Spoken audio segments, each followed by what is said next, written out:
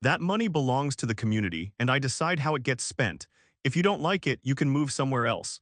That's what Kenneth Sutherland screamed at me across the packed community center at 7:23 on a Tuesday evening, his fat face purple with rage as he jabbed his clipboard at my chest while standing there in his pink dress shirt and black dress pants, belly hanging over his belt like a monument to his own greed. Behind him sat a stack of financial documents that would have made a forensic accountant weep with joy. 3 years of systematic embezzlement disguised as community improvements that had drained $340,000 from homeowner dues into shell companies he controlled personally. I'm Special Agent Marcus Rivera, IRS Criminal Investigation Division, and for 22 years I've been the guy who follows money trails that lead to federal prison. What Kenneth didn't know when he waved those fraudulent invoices in my face was that he'd just confessed to systematic tax evasion and wire fraud in front of a federal agent who specialized in dismantling financial crimes that destroy communities and steal from working families. What Kenneth also didn't know was that in exactly 16 months, he'd be standing in federal court watching a judge sentence him to 28 years in prison, while IRS agents auctioned off his $2.8 million mansion to repay the families he'd robbed. But right then, with the smell of his expensive cologne mixing with the stale air of the community center, I stepped back and hit record on my phone. Because I already knew exactly how this would end. What would you do if some HOA tried to justify stealing your money right to your face? Where are you watching from? Drop your state in the comments, because this story will show you exactly how one man's greed accidentally triggered the largest HOA embezzlement investigation in federal history. My name is Marcus Rivera, 51 years old, and I've spent my entire career following money that criminals thought they'd hidden well enough to avoid federal attention. Before joining IRS Criminal Investigation, I was a forensic accountant for the FBI's white-collar crime division, specializing in complex financial fraud cases that crossed state lines and involved multiple shell companies. After my divorce from Alina 3 years earlier, I'd wanted somewhere peaceful where I could focus on work without the constant reminders of a marriage that had died slowly under the pressure of 60-hour weeks and federal cases that consumed months of my life. I wear the same clothes most days when I'm not in court. Red and black flannel shirt, gray t-shirt underneath, jeans, tan work boots. Nothing flashy. If you saw me at the bank depositing a check, you'd think I was just another guy managing his personal finances. What you wouldn't know is that I can trace a dollar through 17 different accounts, 3 offshore banks, and 5 shell companies, then testify about it in federal court with mathematical precision that sends white-collar criminals to prison for decades. The house was a modest 3-bedroom ranch in Willowbrook Estates, a quiet suburban community about 20 minutes outside Dallas that had attracted young families and retirees with its reputation for reasonable HOA fees and well-maintained amenities. Willowbrook had seemed perfect when I first toured it. Tree-lined streets with sidewalks where kids rode bicycles, a community pool that actually looked maintained, and HOA dues of only $225 per month that promised to cover landscaping, security, and basic maintenance of common areas. The marketing materials spoke of fiscal responsibility, transparent governance, and community investment in long-term property values. What I discovered was a criminal enterprise disguised as a homeowners association, led by a man who treated community funds like his personal checking account and homeowner oversight like an inconvenient suggestion he could ignore through intimidation and fabricated authority. Kenneth Sutherland was 62 years old, president of Willowbrook Estates HOA for the past 8 years, and the kind of man who confused access to other people's money with personal wealth.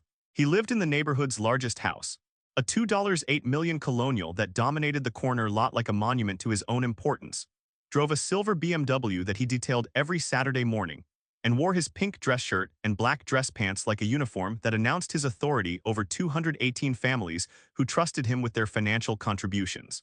The man had that particular brand of financial arrogance that comes from years of handling money without oversight, treating HOA funds like a corporate expense account where every personal desire could be justified as a community improvement. His clipboard was never more than arm's reach away, loaded with vendor contracts and expense reports that looked official but smelled like systematic fraud to anyone who understood how money actually moves through legitimate organizations. The first sign of trouble came during my 3rd month in Willowbrook, when I received the quarterly financial statement that every HOA is required to send homeowners under Texas nonprofit law. I was reviewing it over morning coffee, my forensic accounting instincts automatically scanning the numbers for patterns that might indicate problems, when something caught my attention that made my investigative training snap to full alert. The landscaping and grounds maintenance line item showed $52,000 in quarterly expenses for a community with maybe $15,000 worth of actual landscaping work. Either Willowbrook Estates had the most expensive grass in Texas, or someone was padding invoices with the creativity of a Hollywood accountant. I walked the neighborhood that weekend, photographing every piece of landscaping work with the methodical documentation skills that had made me successful in federal investigations. What I found was basic maintenance that should have cost maybe $4,000 per month: mowing, edging, seasonal flower plantings, and basic irrigation repair. Nothing that justified $17,000 monthly expenses, especially when I could see the same landscaping crew working 3 other neighborhoods for obviously much less money. The community improvements category was even more suspicious. $31,000 for enhanced security systems in a neighborhood that had maybe $6,000 worth of actual security equipment. $28,000 for pool maintenance and upgrades at a facility that showed no visible improvements from the previous year. $23,000 for administrative consulting services that had no detailed breakdown or explanation of what services were actually provided. My forensic training had taught me to recognize the patterns of systematic embezzlement, inflated vendor contracts, vague expense categories, and administrative fees that bore no relationship to actual work performed.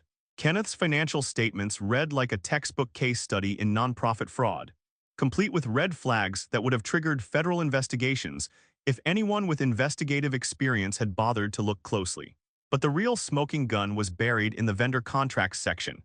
3 companies received the majority of Willowbrook's business: Sutherland Property Solutions, Elite Maintenance LLC, and Community Enhancement Services. The names were different, but the bank routing numbers were identical, all payments flowing to the same account that belonged to Kenneth Sutherland personally. I spent that Sunday afternoon in my home office, running the kind of financial analysis that had sent dozens of white-collar criminals to federal prison. Kenneth had created a shell company network that funneled HOA money through fake businesses directly into his personal accounts, then claimed the payments as legitimate community expenses on tax documents filed with both the state and federal government. The mathematical precision was beautiful in its obvious criminality. Over 3 years, Kenneth had stolen $340,000 from homeowner dues through systematic invoice fraud, tax evasion, and wire fraud that crossed state lines every time he transferred money between accounts. Each transaction was a separate federal crime, and Kenneth had committed 847 of them while documenting everything in HOA financial records that he'd filed with government agencies.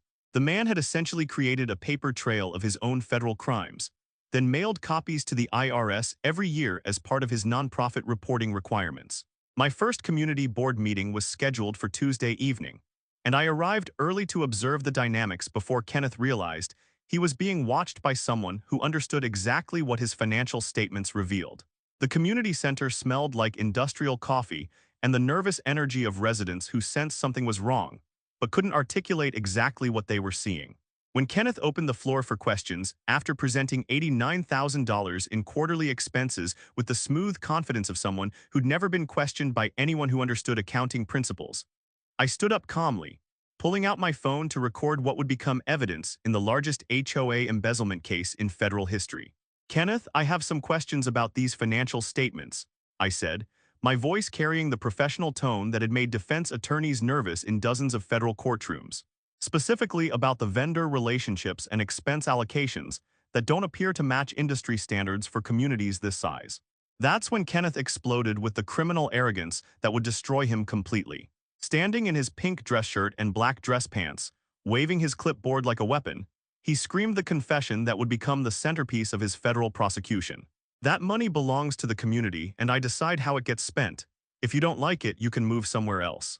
The room fell silent as 43 homeowners processed what Kenneth had just admitted, that he personally controlled community funds and considered questioning his financial decisions grounds for forced relocation. But what Kenneth didn't realize was that he'd just confessed to systematic embezzlement in front of a federal agent who specialized in financial crimes. After the meeting, I drove home to my quiet ranch house and spread Kenneth's financial documents across my dining room table like evidence at a crime scene. 22 years of IRS investigation experience had taught me to recognize criminal patterns, and Kenneth Sutherland had just handed me the most comprehensive case of nonprofit embezzlement I'd ever encountered. Every inflated invoice was a federal crime, Every fake vendor payment was wire fraud. Every tax document that concealed stolen money was tax evasion. Kenneth had committed enough federal crimes to justify a life sentence while documenting everything in official records that he'd voluntarily submitted to government agencies. The man who'd screamed about community money being his personal decision was about to discover that some financial crimes carry federal consequences that can't be avoided through suburban authority and pink dress shirts. The investigation was about to begin, and Kenneth Sutherland had no idea he'd already provided all the evidence needed to destroy him completely. The federal investigation began at 5:47 a.m. on a Friday morning, when the community water system collapsed with the mechanical death rattle of infrastructure sabotaged by systematic embezzlement. I was in my kitchen wearing my red and black flannel shirt, nursing my first cup of coffee, when the sprinkler system outside sputtered, coughed, and died with the sound of water pressure collapsing. Something you learn to recognize after 22 years of investigating businesses that mysteriously couldn't pay their utility bills after owners bled them dry. Walking onto my front lawn, I found the Bermuda grass already browning in patches while neighbors emerged from their houses with the confused expressions of people discovering their suburban paradise was built on financial fraud. Across the cul-de-sac, Thomas Green stared at his dead sprinklers with growing anger, while Mr. Johnson turned a hose bib that produced nothing but a pathetic trickle. That's when I saw Kenneth's white golf cart parked beside the community irrigation control panel, his pink dress shirt and black dress pants perfectly pressed despite the early hour. Clipboard balanced on the steering wheel while he documented what he'd obviously orchestrated.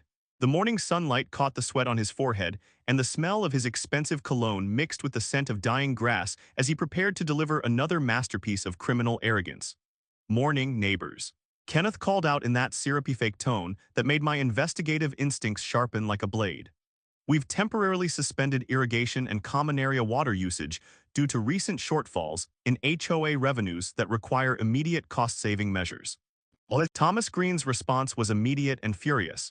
Shortfalls? We've had 3 dues increases in 2 years. Where's all the money going, Kenneth? Kenneth's jaw tightened as he held up his clipboard like a shield. The details are in the quarterly statements. All expenses are properly documented according to standard accounting practices. If you have concerns, attend the next board meeting. I watched this exchange with the cold satisfaction of someone who already knew exactly where those shortfalls were sitting: Kenneth's BMW payments, his recent kitchen remodel, and that new boat I'd seen delivered last month with Sutherland's escape in tacky chrome letters across the stern. By 7:00 a.m., I wasn't just angry as a homeowner, I was officially on the clock as a federal agent. I logged into the IRS secure portal, authenticated through 2-factor security, and opened a new criminal investigation case file. CI 224751, SUTHRLAND, KNNETH, WLLOWBROK Estates HOA embezzlement. My supervisor, Special Agent in Charge Henry Dalton, took my call immediately when I explained the situation. Marcus, you're sitting on a live case in your own neighborhood. 3 shell companies, systematic invoice fraud, unreported income of at least $340,000 over 3 years. I replied, pulling up Kenneth's tax returns on my secure terminal. He's been signing nonprofit tax filings under penalty of perjury, while running money through fake vendors directly into his personal accounts. Open it, Henry said without hesitation. Full criminal investigation. Pull bank records, vendor documentation, everything. But keep your cover tight. Last thing we need is defense attorneys claiming personal vendetta. Within hours, I'd submitted formal document summonses to Kenneth's bank, the HOA's financial institution, and his 3 shell companies. The beautiful thing about financial crimes is that money always leaves tracks, and Kenneth had been documenting his federal crimes in official records for 3 years. The first retaliation came that afternoon, a thick certified letter containing citations for grass height violations, unauthorized vehicle storage, and improper mailbox placement that carried $150 in daily fines until corrected. Kenneth was trying to financially pressure a federal agent into silence through fabricated HOA violations, creating additional evidence of witness intimidation that would add years to his eventual sentence. I walked outside with a measuring tape, photographing my grass from every angle with the same precision I used to document financial evidence.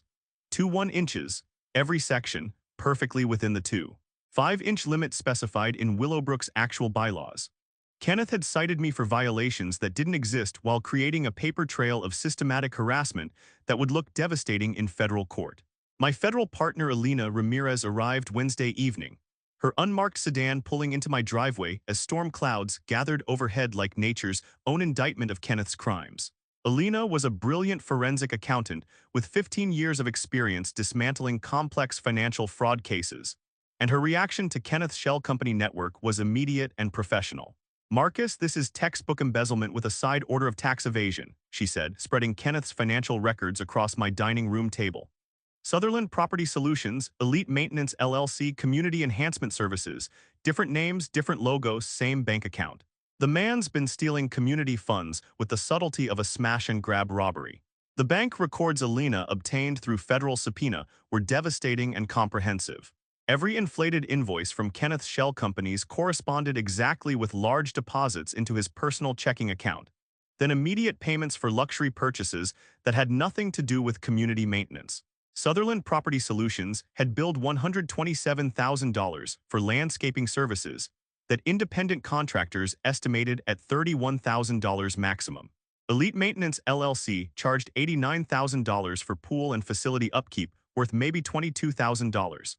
Community Enhancement Services collected $94,000 for administrative consulting that consisted entirely of Kenneth approving his own fraudulent invoices. "The beautiful part is his tax returns," Alina continued, pointing to documents that would destroy Kenneth's life completely. "He's been so confident in his suburban authority that he failed to report $340,000 in stolen money as taxable income. That's federal tax evasion with mandatory prison time." The community impact was heartbreaking and financially devastating. I started talking to neighbors systematically, and their stories revealed how Kenneth's embezzlement was forcing families from homes they'd planned to keep for decades. Mrs. Patterson, a retired teacher on a fixed income, was struggling to pay increased HOA fees that Kenneth claimed were necessary for enhanced services. "Marcus, they raised our dues from $225 to $385 per month," she explained, her voice tight with financial stress. "That's almost $2,000 more per year for services that seem exactly the same as before. I don't know how much longer I can afford to live here." Jim Rodriguez, a veteran who worked construction, showed me 17 violation notices that mysteriously appeared whenever he questioned HOA expenses during board meetings. "Every time I ask about the budget, suddenly my truck is parked wrong or my fence needs painting. It's like he's trying to find me into silence." The federal wiretap was approved Thursday morning, and Kenneth's first recorded conversation was more incriminating than Alina and I had dared hope. His voice crackled through federal recording equipment as he coordinated systematic fraud with casual confidence. "Yeah, just bumped the landscaping invoice to $38,000 this month," Kenneth told his son Marcus, who ran Sutherland Property Solutions. "These people don't know the difference between actual costs and administrative overhead. As long as the grass gets cut, they'll pay whatever we bill them." Kenneth's surveillance of my activities became obsessive and criminally stupid. He began photographing my house daily, documenting my work schedule, and even following my truck when I left the neighborhood. The man was conducting systematic surveillance of a federal agent while under active investigation, creating additional evidence of obstruction of justice that would add years to his sentence. The breakthrough came when Kenneth called an emergency board meeting to announce new administrative fees that would increase monthly dues to $425 per month. Standing in his pink dress shirt and black dress pants, clipboard clutched like a weapon, he delivered the confession that would destroy him completely.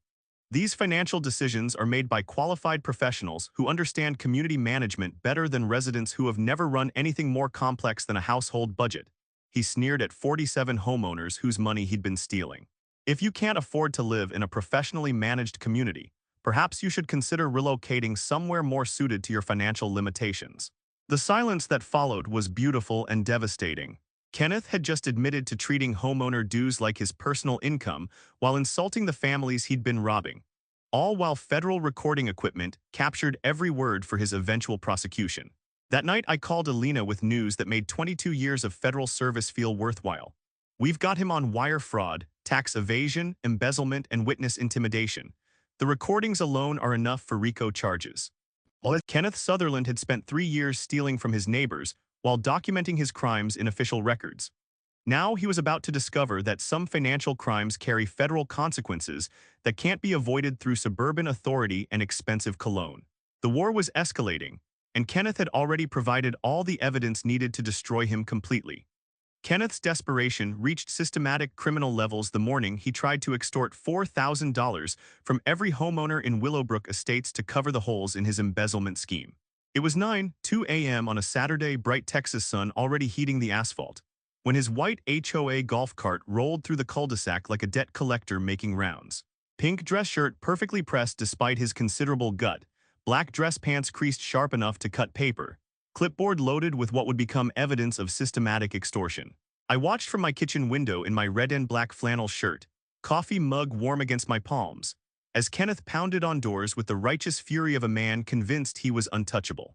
The sharp rap on my front door rattled the windows and sent adrenaline through my system, not fear, but the cold anticipation of watching a federal criminal dig his own grave deeper. Mr. Rivera, Kenneth announced without preamble, his voice already at courtroom volume so every neighbor could hear his performance. The board has approved an emergency special assessment to cover critical community upgrades.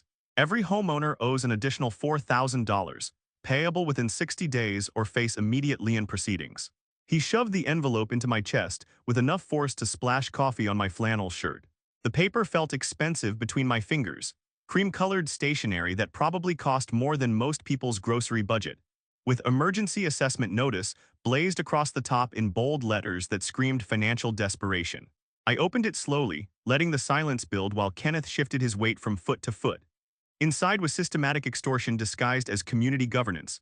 $4,000 per household, no competitive bids, all work awarded to Sutherland Property Solutions, Kenneth's son's shell company that existed solely to launder stolen HOA funds. Emergency assessment for what exactly? I asked, keeping my voice level while my phone recorded every word of his confession. Kenneth's clipboard trembled as he launched into his prepared script. Pool resurfacing, security system upgrades, clubhouse renovations. The vendors have already been selected through proper procurement procedures. Sutherland Property Solutions, I said flatly, watching his face for the telltale signs of panic I'd seen in dozens of federal interviews. My son's company provides premium services at competitive rates, Kenneth snapped, annoyed that I'd interrupted his rehearsed presentation. The board vetted everything according to standard procedures. That was a lie and we both knew it. I'd already pulled the board meeting minutes through my federal access. There had been zero competitive bidding, zero homeowner notification, zero legitimate procurement procedures. Just Kenneth walking into a rubber stamp meeting with pre-selected contracts that funneled money directly into his family's accounts. Let me guess, I said quietly, stepping closer so only he could hear, you're short on boat payments this quarter.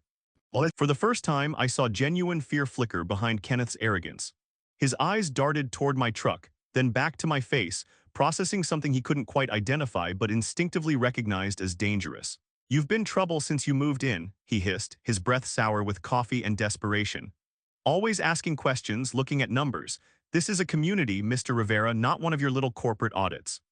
Kenneth's second major mistake was assuming I'd only worked corporate audits instead of federal criminal investigations.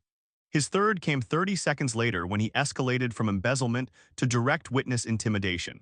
If you don't pay, Kenneth said, stepping too close, his expensive cologne unable to mask the stench of fear sweat soaking through his dress shirt, we will lien your house, freeze your access to common areas, and have your vehicle towed. Everyone pays, no exceptions. The beautiful irony was lost on him.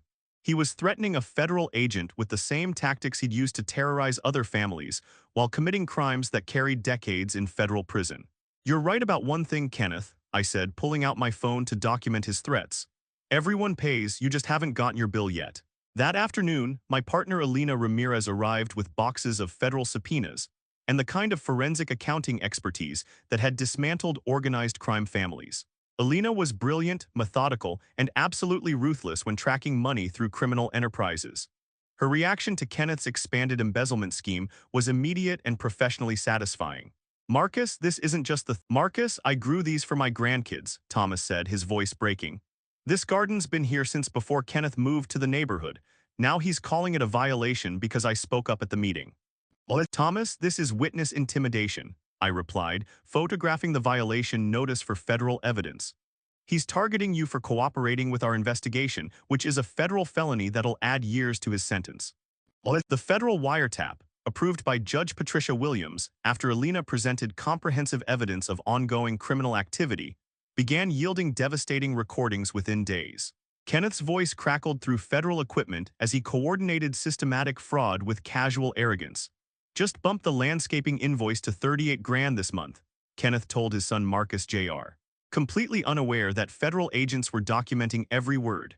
These people don't know the difference between actual costs and administrative overhead. As long as the grass gets cut, they'll pay whatever we bill them. The contempt in Kenneth's voice for the families he was robbing was professionally satisfying evidence that would make federal prosecutors weep with joy. Each recorded conversation was another nail in Kenneth's legal coffin, documenting systematic fraud with mathematical precision. Alina's expanded investigation revealed that Kenneth's criminal enterprise extended beyond simple embezzlement into organized racketeering. Two other board members, Robert Davis and Frank Miller, were receiving kickbacks through consulting fees from Kenneth's shell companies in exchange for rubber stamping his fraudulent contracts. Their bank records, obtained through federal subpoenas, showed unexplained payments that transformed Kenneth's operation from individual crimes into RICO conspiracy charges. Marcus, this is organized crime disguised as suburban governance, Alina explained, building the federal case that would destroy Kenneth's entire network. We have systematic fraud, money laundering, witness intimidation, and racketeering conspiracy. Kenneth's been running a criminal enterprise through HOA authority. Assistant U.S. Attorney Mark Johnson reviewed our evidence with the focused intensity of someone who'd spent years prosecuting financial criminals. His reaction to Kenneth's documented crimes was immediate and decisive. Agent Rivera, this isn't just embezzlement, this is a comprehensive RICO case with international money laundering enhancements. Kenneth Sutherland has committed enough federal crimes to justify multiple life sentences. While documenting everything in records, he voluntarily submitted to government agencies. Kenneth's final act of desperation came when he tried to move $75,000 from a hidden credit union account to his Cayman Islands corporation. The compliance officer flagged the transaction immediately under our federal watch order, providing the final piece of evidence that would trigger Kenneth's arrest and asset seizure. Standing in my kitchen that evening, watching Kenneth patrol the neighborhood in his golf cart like a suburban dictator conducting his final inspection, I felt the cold satisfaction of watching federal justice prepare to destroy a criminal who'd terrorized innocent families for years. Kenneth Sutherland had no idea that his pink dress shirt and measuring tape were about to be replaced by orange jumpsuits and federal prison cells, or that his attempt to extort $4,000 from every homeowner had provided the evidence needed to seize every asset he'd stolen and ensure he'd never terrorize another community. The war was nearly over, and Kenneth had already lost by choosing the wrong federal agent to steal from. The federal takedown began at exactly 6:47 a.m. on a crystal-clear Tuesday morning when 23 IRS criminal investigation agents executed simultaneous search warrants across Willowbrook estates with the precision of a military operation. I stood on my front porch in my red and black flannel shirt, coffee mug steady in my hands, watching four black Suburbans roll through the neighborhood entrance in tight formation, followed by marked police cruisers and specialized asset forfeiture vehicles that gleamed like instruments of justice in the bright Texas sunrise. Kenneth's white HOA golf cart was conducting its usual morning patrol when the convoy appeared, his pink dress shirt and black dress pants perfectly pressed despite the early hour. Clipboard balanced on his steering wheel as he documented fabricated violations with the obsessive dedication that had defined his criminal reign. The mechanical whir of his electric cart mixed with the diesel rumble of federal transport vehicles as he realized the maintenance trucks weren't there for landscaping. Special Agent in Charge Henry Dalton stepped out of the lead vehicle with Alina Ramirez beside him, both wearing the dark tactical gear that marked them as federal agents with serious business to conduct. Henry approached Kenneth's golf cart with handcuffs and arrest warrants, while Alina coordinated the asset seizure teams that would systematically dismantle Kenneth's stolen empire. Kenneth Sutherland, Henry announced, his voice carrying across the morning air with mathematical precision. You're under arrest for conspiracy to commit wire fraud, systematic embezzlement, money laundering, tax evasion, and racketeering. You have the right to remain silent, though federal recording equipment has already captured plenty of your confessions. Kenneth's reaction was everything I'd hoped for during 22 years of federal investigations. Standing in his golf cart like some deposed suburban dictator, he screamed about community authority and property rights while federal agents documented his meltdown for court evidence. This is harassment. I'm the HOA president with legal authority over this community.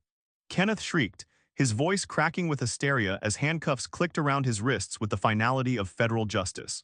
You can't arrest people for making legitimate financial decisions. The beautiful irony wasn't lost on anyone present. Kenneth was claiming HOA authority while being arrested for systematically abusing that authority to steal $847,000 from the families he'd sworn to serve. His expensive cologne couldn't mask the stench of criminal desperation as federal agents loaded him into a transport vehicle designed for white-collar criminals. The real spectacle unfolded at Kenneth's $2.8 million mansion, where IRS asset forfeiture teams systematically seized everything he'd purchased with stolen community funds. The silver BMW he detailed every Saturday morning was loaded onto a federal transport truck with the efficiency of evidence collection. His boat, Sutherland's Escape, was hauled away by agents who specialized in recovering assets purchased with embezzled money. Even his prized golf cart was tagged for seizure as evidence of crimes committed with community property. Elena coordinated the financial seizure with the methodical precision that had made her legendary in federal circles. Marcus, we're executing freeze orders on 14 different accounts totaling $1.2 million, she reported, her voice cutting through the controlled chaos of the federal operation. Kenneth's been so confident in his suburban authority that he documented every crime in official records. The community response was immediate and overwhelming. Thomas Green stood on his front lawn with tears streaming down his weathered face, watching federal agents arrest the man who'd terrorized him for questioning HOA expenses. Mrs. Patterson emerged from her house in her bathrobe, applauding as Kenneth's transport vehicle disappeared down the street like a nightmare finally ending. "Agent Rivera, Mrs. Patterson called out, her voice breaking with relief and gratitude. Is it really over? Can we finally live without fear of his harassment and financial threats?"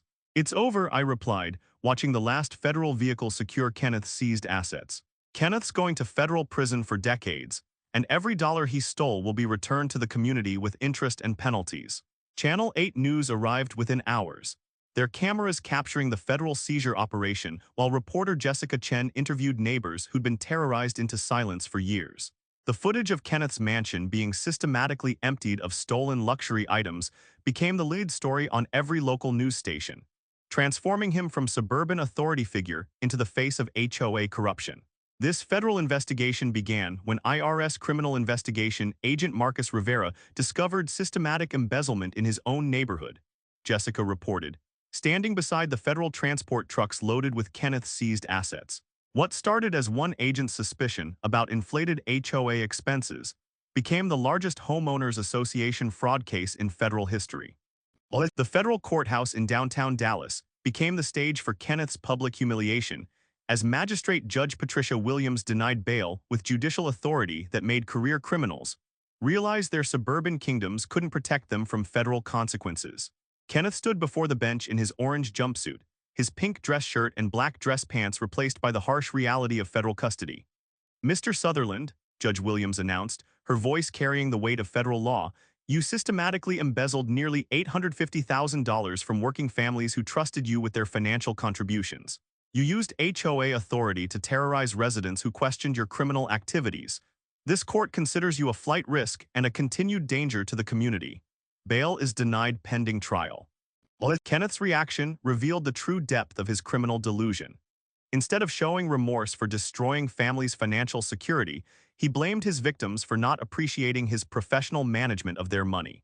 "Your Honor, these people don't understand complex financial management," Kenneth whined from the defendant's table, his voice echoing through the packed courtroom. "Every expense was properly documented according to standard accounting practices. I was protecting their investments through strategic vendor relationships." The courtroom erupted in bitter laughter at Kenneth's pathetic attempt to justify systematic theft as financial expertise. Judge Williams gavelled for order while Kenneth's expensive defense attorney tried desperately to control his client's self-destructive testimony. Assistant U.S. Attorney Mark Johnson presented the indictment with prosecutorial precision that transformed Kenneth's suburban authority into the criminal enterprise it had always been. 26 counts of wire fraud, 8 counts of mail fraud, 12 counts of money laundering, 6 counts of tax evasion, and conspiracy to commit racketeering, Johnson announced, each charge hitting Kenneth like a judicial sledgehammer. The evidence presentation was devastating and comprehensive. Bank records showing money flowing from HOA accounts through shell companies directly into Kenneth's personal checking account. Wire transfer records documenting systematic money laundering through offshore accounts.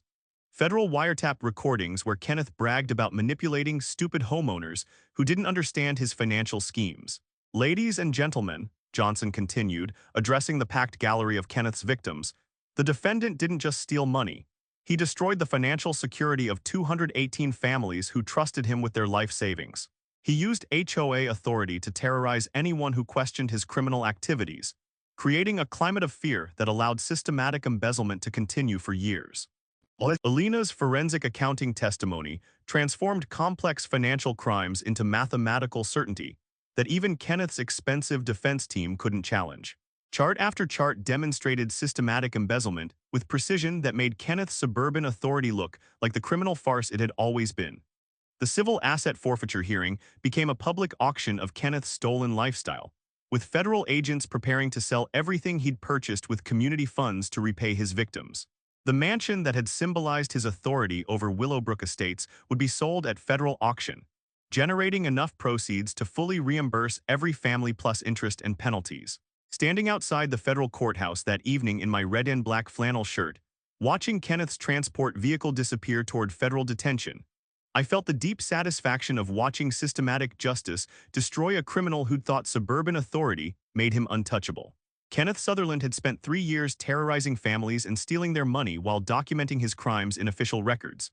Tomorrow he would discover that federal prison doesn't come with golf carts, pink dress shirts, or the authority to measure other people's financial contributions with fabricated invoices. The war was nearly over, and Kenneth had lost by choosing the wrong federal agent to steal from. 18 months later, I stood in the witness box of Federal District Court in Dallas, my hand on the Bible, wearing my usual red and black flannel shirt, gray t-shirt, jeans, and tan work boots. The same clothes I'd worn the morning Kenneth Sutherland first screamed about community money being his personal decision. The courtroom smelled like polished wood and the mathematical certainty of justice being served, while morning sunlight streamed through tall windows, illuminating what would become Kenneth's final performance as a free man. Kenneth sat at the defendant's table in an orange federal jumpsuit that hung awkwardly on his diminished frame, his pink dress shirt and black dress pants replaced by prison-issued clothing that marked him as what he'd always been, a common thief who'd stolen from his neighbors. His clipboard was gone, replaced by handcuffs that clinked softly every time he shifted in his chair. The man who'd measured grass with rulers was about to be measured by federal sentencing guidelines. State your name and occupation for the record. Assistant U.S. Attorney Mark Johnson began, his voice carrying the authority of someone who'd spent years dismantling financial criminals. Special Agent Marcus Rivera, IRS Criminal Investigation Division, I replied, my words echoing through the packed courtroom where 127 families had gathered to watch justice flow through the federal system with hydraulic precision. Johnson walked me through the evidence methodically. Kenneth Shell Company Network, Sutherland Property Solutions, Elite Maintenance LLC, and Community Enhancement Services, all registered to the same address, using the same phone number, depositing payments into accounts that flowed directly into his personal checking account. Over 3 years, he'd systematically embezzled $847,000 from homeowner dues, while filing false tax returns that concealed his stolen income. Agent Rivera, can you explain to the jury how this affected the Willowbrook community? I looked directly at Kenneth, watching him squirm in his orange jumpsuit as I detailed his crimes. Kenneth Sutherland didn't just steal money, he destroyed trust. He took HOA dues from retirees on fixed incomes, from working fathers doing overtime, from families trying to save for their children's education, and he turned it into BMW payments, kitchen remodels, offshore accounts, and luxury toys. He weaponized the HOA against anyone who questioned his authority. The jury's verdict was swift and merciless. Guilty on all 26 counts of wire fraud, guilty on 8 counts of mail fraud, guilty on 12 counts of money laundering, guilty on 6 counts of tax evasion, guilty on conspiracy to commit racketeering. Kenneth's face went from its usual pink to ashen gray as each guilty verdict landed like water finding its inevitable level. Judge Patricia Williams delivered the sentence with judicial precision that made white-collar criminals realize their suburban kingdoms couldn't protect them from federal consequences. Mr. Sutherland, you systematically embezzled nearly $850,000 from working families who trusted you with their financial contributions. You used HOA authority to terrorize residents who questioned your criminal activities, creating a climate of fear that enabled systematic theft for years. This court sentences you to 32 years in federal prison without possibility of parole. Kenneth's reaction was everything I'd hoped for during 22 years of federal investigations. Standing in his orange jumpsuit, He screamed about community standards and property values, while federal marshals prepared to escort him to a cell, where pink dress shirts and measuring tapes were replaced by the mathematical certainty of concrete walls and steel bars.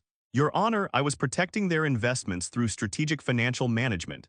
Kenneth shrieked, his voice echoing through the courtroom as reality crashed down around him.